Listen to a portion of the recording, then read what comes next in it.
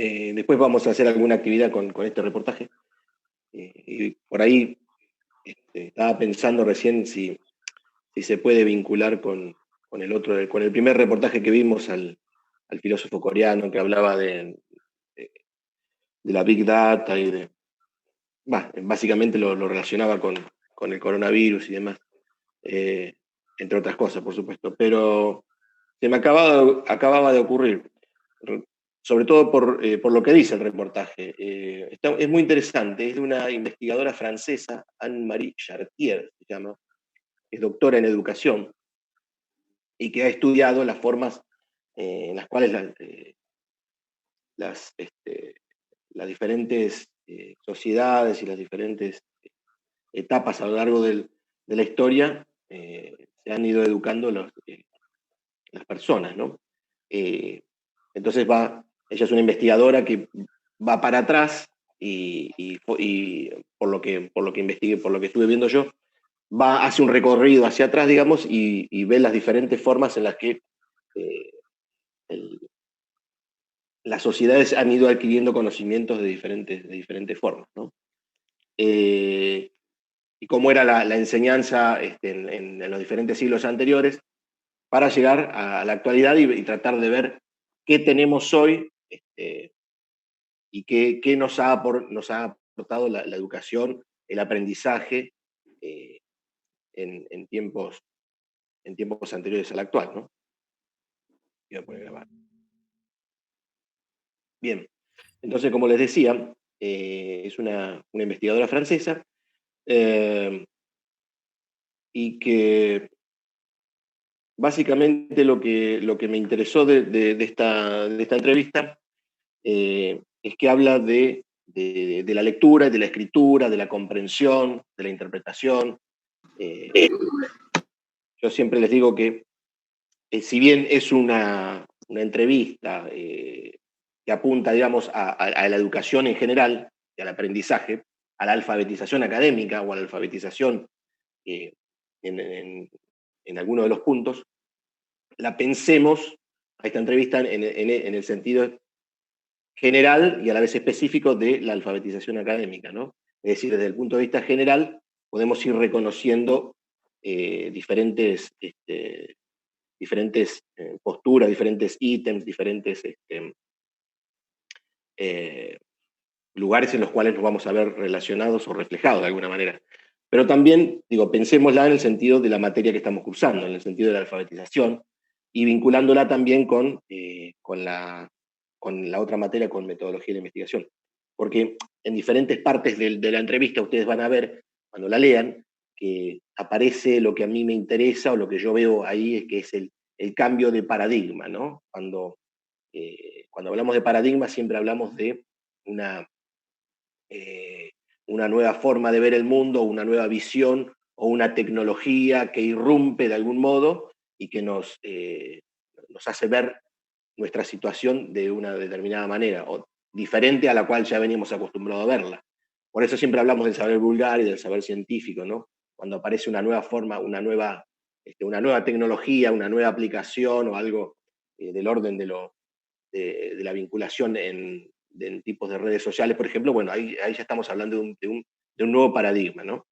Y esta investigadora estudia todo ese tipo de situaciones, qué viene a ofrecer la tecnología en la actualidad, cómo se leía en otras épocas, ¿no? ¿Qué es hoy la lectura? Entonces, una de las preguntas que a mí se me planteaba es acerca de la edad de la lectura. ¿Qué edad tiene la lectura? ¿Cuánto hace que se lee y se escribe, de alguna manera, ¿no? Hay un libro de un psicoanalista que se llama Las edades de la lectura. Creo que es en plural, las edades de la lectura. Entonces, eh, en ese sentido, es ella, que es una investigadora de la enseñanza y de la educación, empezó a ver de qué manera se fue alfabetizando las diferentes poblaciones, las diferentes sociedades, ¿no? Cómo llega un pueblo a ser alfabetizado. Es, por ahí deben recordar o deben haber visto que siempre se habla de los porcentajes de alfabetización o los porcentajes de analfabetismo que puede tener una ciudad una sociedad, ¿no? Hay países que se jactan de tener muy bajo nivel de analfabetismo, ¿no? Y hay otros países que, bueno, que constantemente están luchando contra esa, contra, contra esa marginalidad en la cual quedaría el ser humano si no accede a un código de cultura como es la lectura, la escritura, y más hoy con las tecnologías, ¿no? Para no quedarse afuera del sistema, para no estar al margen de alguna manera. Es interesante pensar estas formas de vincularnos a través de las nuevas tecnologías y de cómo irrumpe y cómo aparece ahí la lectura y la escritura en, en los paradigmas que hoy imperan. Ella dice por ahí que uno hoy, con, con, la, con los avances de Internet y demás, espera inmediatamente una respuesta. Es decir, que se lee y se escribe para allá, o para inmediato, no digo no en forma inmediata, pero casi que sí, obtener alguna respuesta de algún tipo, ¿no? Eso es interesante porque nos pone en situación de realizar un tipo de escritura en un soporte digital y a la vez inmediatamente nos encontramos en la necesidad de que una respuesta inmediata no sea provista, ¿no? Muchas veces eso puede generar estrés, puede generar, bueno, diferentes tipos de cosas. Pero esto antes no, por supuesto que antes no existía. Entonces, eh, la primera pregunta que le hace la entrevistadora es interesante porque dice, va comparando las edades, ¿no? La edad media, la edad moderna, bueno, hay diferentes, el tiempo cronológico de la historia se clasifica en diferentes edades, ¿no? Un gran conglomerado es la Edad Media, ¿no? Es esa especie de símbolo que todos más o menos tenemos de alguna manera inscripto a través de novelas o de películas, ¿no? Se dice que fue como una edad oscura, en realidad cada edad y cada tiempo, cada periodo histórico tiene sus propias convergencias y divergencias. Dice, en la Edad Media pocas personas sabían leer y accedían a los libros, es decir, que el saber y la lectura era algo restringido, no era algo secularizado, algo democratizado, algo eh, que empezó a llegar a cada vez a más personas. Eso empieza recién en la Edad Moderna, es decir, cuando empiezan a constituirse los estados-nación, cuando empiezan a aparecer las leyes, cuando empiezan a aparecer las leyes de enseñanza libre, laica y obligatoria. Entonces ahí, bueno, más acá en la Argentina, que vinieron muchos inmigrantes, imagínense, a mediados del siglo XIX y hasta principios del siglo XX, toda una masa inmigratoria de diferentes lugares de Europa cayeron acá, llegaron acá, y había que uniformarlos de alguna manera, ¿no? Se dice que el guardapolvo blanco de la escuela normaliza, de ahí viene la escuela normal, ¿no? De ahí viene esa forma de, de, de proveer determinados conocimientos a una masa de gente que estaba llegando a la Argentina, y después las sucesivas generaciones ya, ya de alguna manera tenemos cosas en común y compartidas, ¿verdad? Además de las diferentes colectividades de los inmigrantes y demás. Pero antiguamente eh, eh, solamente algunos ilustrados podían acceder a un conocimiento y a un saber, ¿no? Entonces dice, y aparece siempre, acá aparece la religión, que siempre estuvo, sobre todo la religión católica, ¿no? En los conventos surgió la lectura silenciosa, ¿no? Interna, dice, una innovación ¿qué proyección tuvo esto? Le pregunta, ¿no? Es decir, hay un cuento de Borges, me parece, donde un personaje entra a un convento y ve a San Jerónimo leyendo en voz baja, ¿no? Frente a un libro mirando, como si estuviera mirando una imagen, pero en realidad no mira imágenes, está leyendo palabras, está leyendo un texto, está descifrando un código escrito. Eso es una práctica interpretativa, exegética se le dice, exégesis, interpretar aquello que está escrito ahí, pero lo hacía en silencio, ¿no? Como si mirara y contemplara imágenes, como si hoy uno estuviera frente a un celular o un libro o una pantalla, ¿no? Uno está en silencio, leyendo, interpretando un gráfico, una fórmula, lo que sea, ¿no? Y dice, fue muy importante porque instaló los gestos intelectuales del trabajo con los libros, que se mantienen hasta hoy, dice. Pero si bien instaló la lectura mental moderna, muy rápida, hay una diferencia con la manera de leer actual, dice. Está haciendo una comparación entre en la forma en que se leía en el medioevo y la actualidad, ¿no? Así muy rápidamente. Mientras que, dice, el medioevo leer era memorizar íntegramente los textos fundamentales, mientras que hoy lo que esperamos de la lectura mental es la extracción de las informaciones principales de un texto y no su memorización literal. Es decir, antes se leía para aprender de memoria, ¿no? De hecho, algo de eso hay también, o hubo en una forma de enseñar en las escuelas. Hoy no, hoy nosotros buscamos una información determinada, tenemos los medios tecnológicos para hacerlo, vamos orientando cual navegantes en la red y tratamos de ir excavando y buscando la información requerida. Y de eso tomamos un elemento, otro y otro, y hacemos una especie, si se quiere, de red conceptual o de mapa conceptual de aquello que estamos buscando. En la antigüedad no era así, imagínense, digo, en aquella época. Memorizar literalmente un texto requería una práctica y un ejercicio que hoy pareciera que estuviera como si fuera de otra dimensión. Sin embargo, hay gente que lo practica. Por ahí dice que los poetas leer poesía en voz alta, leer una poesía o un poema en voz alta, como se hacen recitales de poesía, es de alguna manera como de la forma en que era también la lectura en la Edad Media, ¿no? Dice, durante siglos se enseñó a los niños que leer era fijar la memoria literal de un texto.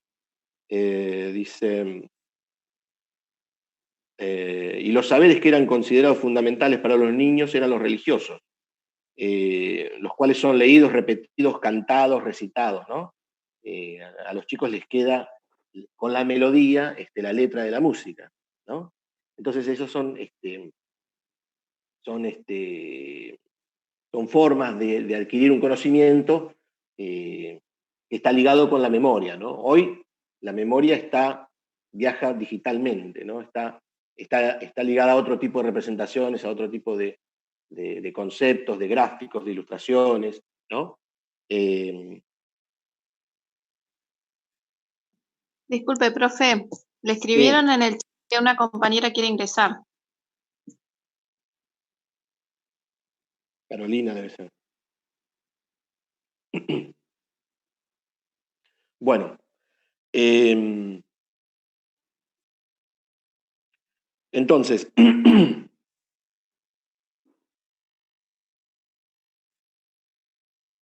dice,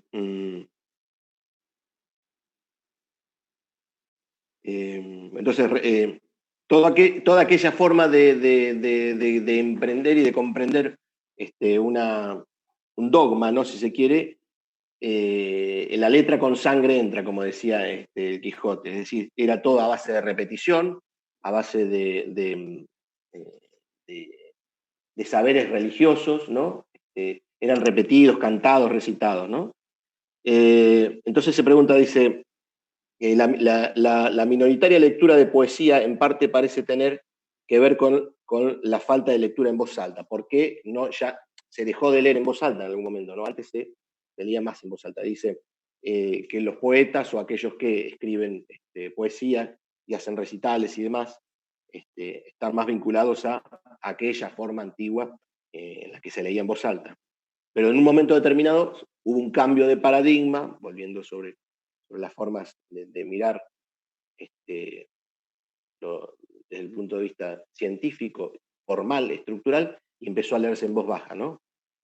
Hoy no nos espantamos porque alguien esté frente a una pantalla totalmente abstraído y absorbido, y ensimismado, si se quiere. Y dice, ¿es una pérdida irremediable?, le pregunta el entrevistado, esto de dejar de leer en voz alta, ¿no? No, dice, felizmente existen los cantantes, el lugar donde nos vemos obligados a pensar la relación entre la voz y el texto son las canciones, ¿no? En el espectáculo, como la ópera, la publicidad y en los medios modernos y se integran imagen, texto y voz. Pienso que los medios audiovisuales, con las revoluciones de la imagen y del sonido, restituyen a nuestras vidas de lectores una tradición de lectura en voz alta que muestra que nuestra memoria fija las cosas con más fuerza cuando lee con todos los sentidos, con la imagen, con el texto y con la voz, ¿no?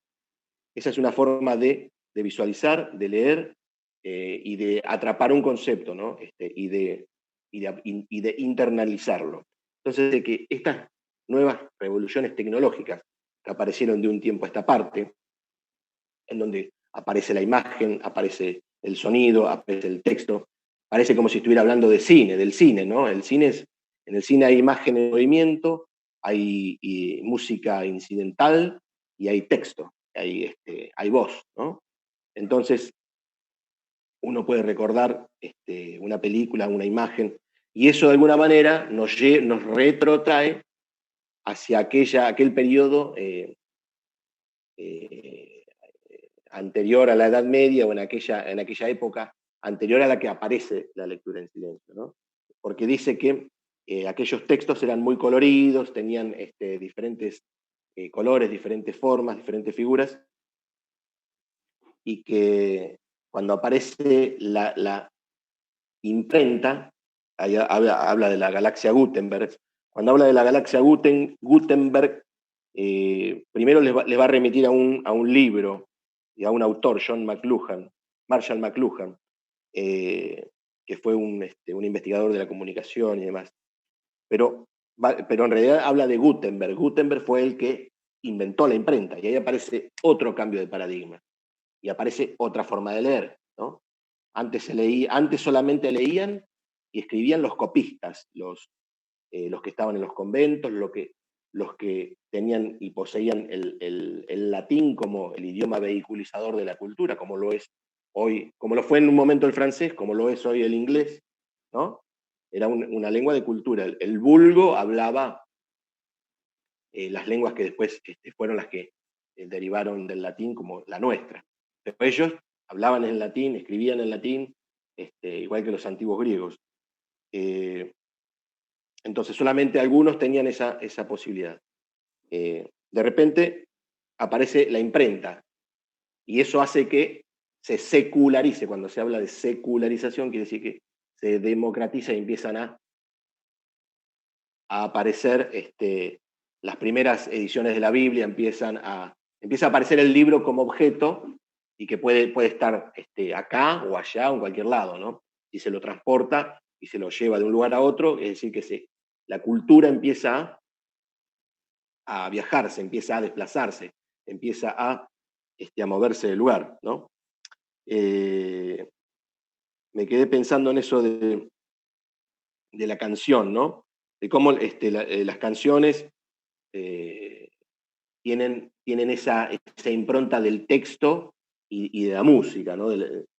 Uno a veces está tarareando una canción y empieza a recordar la letra, y la recuerda casi toda, incluso aparece la primera parte, el estribillo, la segunda parte, el estribillo, y uno la recuerda porque hay una melodía ahí sobre la cual la voz va cabalgando, y esa es una forma de la poesía, es una forma que tenían antiguamente de recordar textos, de memorizarlos, de cantarlos, de entonarlos, y eso hacía una tradición religiosa, cultural, y eso conformaba una visión del mundo. Bueno, eso en un momento se rompe, sigue teniendo importancia, por supuesto. Hay dogmas religiosos que siguen imperando actualmente. ¿No vieron en Netflix No Ortodoxa? La miniserie No Ortodoxa, ¿no? ¿La conocen? ¿La escucharon hablar? No.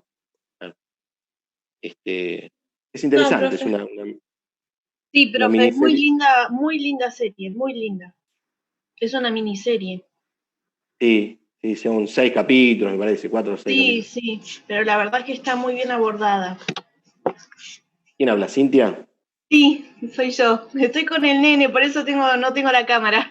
Está bien, está bien, está bien, está bien. No, no pasa nada. Sí, sí, bueno, ahí aparece el dogma, ¿no? Acá hay La otra religión. compañera que dice en el mensaje, profe, que también es re linda serie, dice. Ah, sí. Elena Sauer. Ah, sí, sí. Bueno, ahí aparece vinculando esto de las formas y de las tradiciones. Y lo dogmático es lo inamovible. Por eso la serie se llama Unorthodox, no ortodoxo. Claro, Ella no es ortodoxa.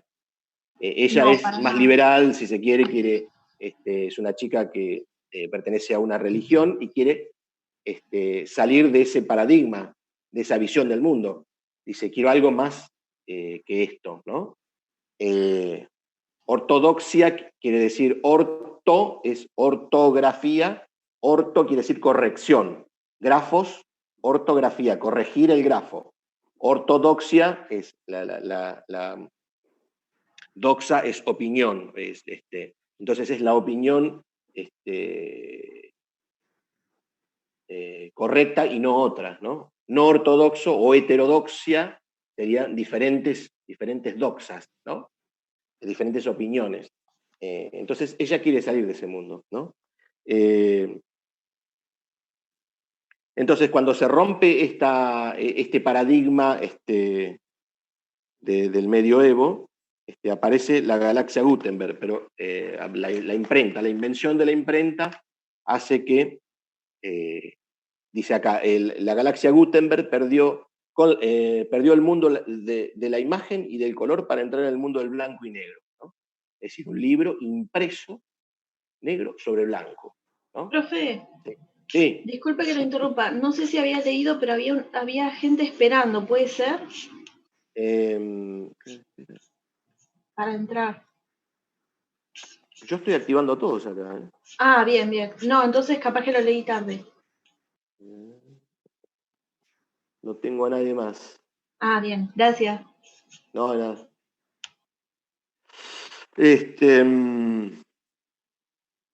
Entonces aparece la imprenta. Ahí también hay un cambio de paradigma muy grande, porque irrumpe un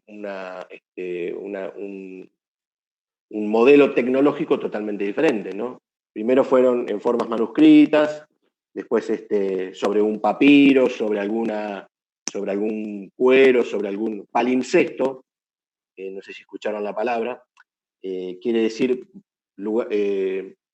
vuelta a escribir. Bueno, ahora no recuerdo bien etimológicamente qué quiere decir. Pero un palimpsesto se borraba y se volvía a escribir, se borraba y se volvía a escribir. Por eso los paleontólogos, los antropólogos estudian qué está descrito detrás de eso que fue escrito por última vez. Entonces, eso ya deja de tener sentido porque aparece la imprenta, ¿no? Entonces se empiezan empieza, como dice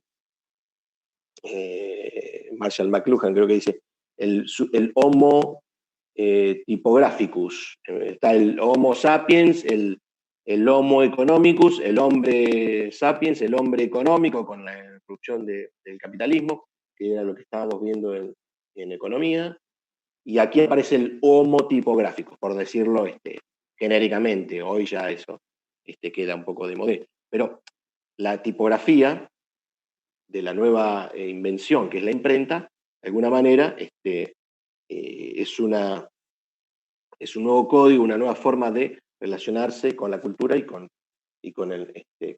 las tradiciones, con los saberes, ¿no? Entonces, negro sobre blanco, ¿no?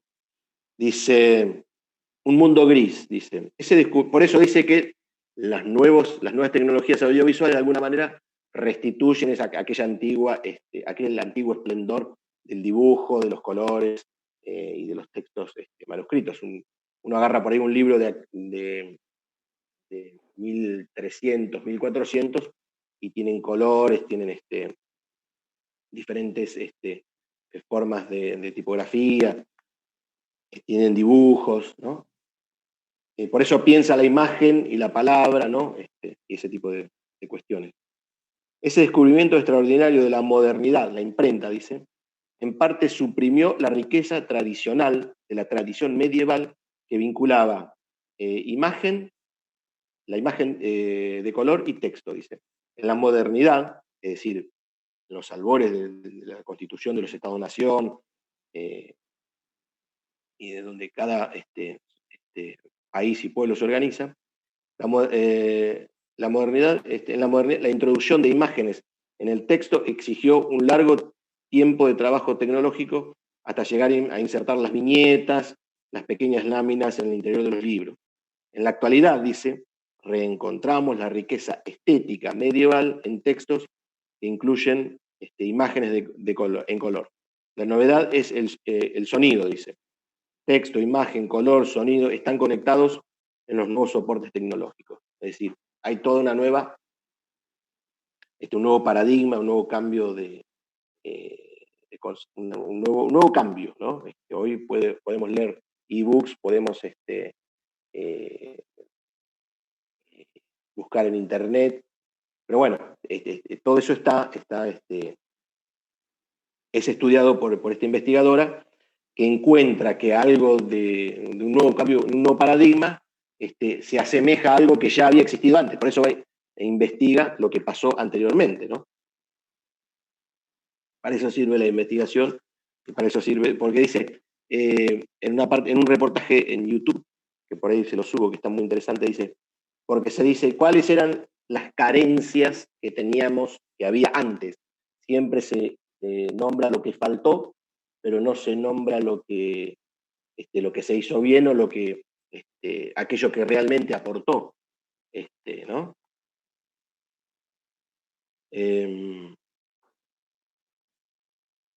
Dice, pero es problemática la comprensión de las imágenes, ¿no? Está pensando en las imágenes, en un mundo bombardeado por imágenes desde hace un tiempo esta parte.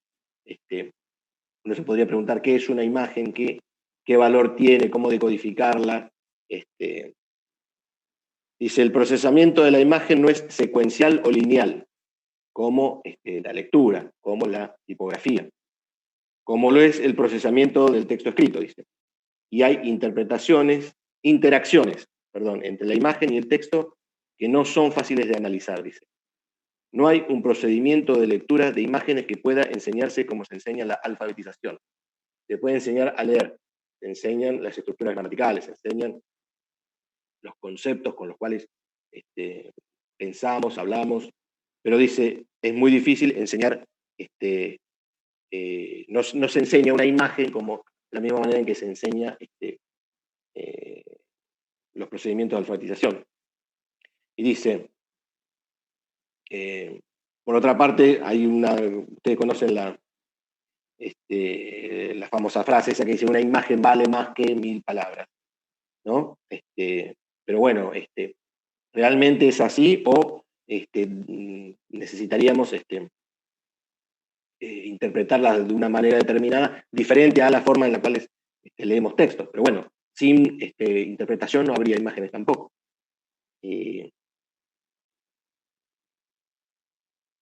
Acá este párrafo es interesante. Dice, siento preocupación cuando se habla de leer imágenes o situaciones, ¿no? Como se dice, lecturas, hacemos una lectura de esta situación, lo vemos en los periodistas, en los canales de televisión, por ahí, o un jugador de fútbol leyó bien la jugada, hacemos una lectura del partido, como si la lectura fuera el paradigma de todo entendimiento. Acá aparece esa palabra, ¿no? El paradigma, ¿no? Esa forma de ver y de conocer, ¿no? Si la lectura fuera el paradigma de todo entendimiento. Es una metáfora, dice. No se leen las imágenes se comprenden, se analizan, se perciben, se sienten, ¿no? Y yo anoté abajo, una imagen me mueve y me conmueve. Una imagen que yo tengo en el recuerdo, puede ser una fotografía, puede ser algo que veo en la calle, un gesto, algo que recuerdo, ¿no? Una imagen, digo, algo vívido, o algo que encuentro al azar, o algo que busco, o algo que recuerdo y que busco porque me ha producido un cierto efecto estético, o me ha movido, me ha conmovido. Y a veces ni siquiera podemos, es difícil a veces traducir eso en palabras, ¿no? Por eso dice que lleva a otro régimen de comprensión e interpretación las imágenes que los textos escritos. Decir que leemos es una manera de hablar, dice que obstaculiza, como quien dice, hacemos una lectura de esto, bueno, pero en realidad dice, no se hace una lectura. Leerse lee en texto, dice. Las imágenes funcionan de la misma manera en diferentes culturas, dice. Y niños que no hablan el mismo idioma pueden comprender la misma imagen, ¿no? Entonces, hay una especie de universalización, si se quiere.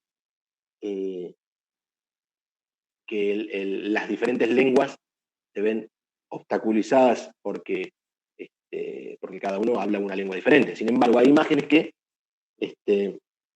como dice acá, niños de diferentes lugares la pueden comprender. Hay fenómenos que son específicos de la imagen, ¿no? Entonces acá ya se está desplazando.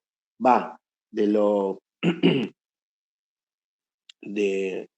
la escritura y de los paradigmas tecnológicos, va pasándose a la imagen, a cómo se puede leer una imagen o interpretar, ¿no? Dice la autora, dice la entrevistada, yo puedo leer un libro del siglo XVIII con el sentimiento de que hay una continuidad entre esa escritura y la actual. Pero la forma en que están ilustrados los libros del siglo XVIII no tiene nada que ver con las ilustraciones de los libros actuales. Para la educación esto es un problema porque hay una tradición en la escuela de una cultura de la imagen que no sea una ilustración de lo escrito. En la escuela primero está lo escrito y la imagen aparece como un complemento para adornar, mientras que en la vida no es así, dice, ¿no? Aparentemente estaría primero la imagen y después aparece la escritura, pero en la escuela dice que primero aparece en la escritura y la imagen es como un complemento de la escritura, como si fuera algo, una alegoría que va cabalgando, que va por un andarivel paralelo a lo que está escrito. Después lo que sigue es muy, muy interesante también porque habla de lo que veníamos hablando de la religión, ¿no? Dice, ¿solo esa función cumple la ilustración en los libros escolares? Dice, hay una evolución desde fines del siglo XIX con la escuela republicana de Sarmiento. Dice, lo prioritario allí era fijar de memoria, ¿no? Cita otro texto que dice que los próceres que marcan la historia son como santos, ¿no? Se los ve como si fueran que marcaron la historia, son como los santos que marcaron la historia de la iglesia, ¿no? Entonces la imagen de un prócer, uno piensa en San Martín, Belgrano, hasta que apareció Felipe Piña y empezó a bajarlos del pedestal a los próceres, que eran seres de carne y hueso. Acá está haciendo como una ecuación, ¿no? La imagen de un prócer es a la historia lo que los santos, las imágenes de los santos, es a la historia de la iglesia, ¿no? Eso es interesante porque dice, hay un relato mítico que necesita imágenes, ¿no? Todo mito necesita nutrirse de imágenes, ¿no? Porque ellas fijan la representación de los héroes que jalonan el relato del texto. Entonces, ahí empieza a tallar la relación entre la imagen y el texto, ¿no? Y de cómo aparecen los diferentes paradigmas tecnológicos a lo largo de la historia. Entonces hace ahí una breve comparación entre las imágenes de los próceres y de la historia y las imágenes de los santos de la iglesia, ¿no? Es interesante eso. Después habla de las imágenes que tienen la ciencia, de los textos de ciencia, ¿no? Pero bueno, esto después lo continuamos y vamos a hacer una guía de lectura o algún mapa conceptual para que ustedes lo puedan ver. Es interesante, está bueno porque nos permite abordar la alfabetización y por otro lado los diferentes paradigmas científicos, las diferentes irrupciones de los científicos respecto de del conocimiento, ¿no? Bueno, nos vemos el viernes, los dejo descansar. Bueno, profe, gracias. profe. Bueno, profe, hasta luego. No, buenas noches, buenas noches. Nos vemos el viernes. Bueno.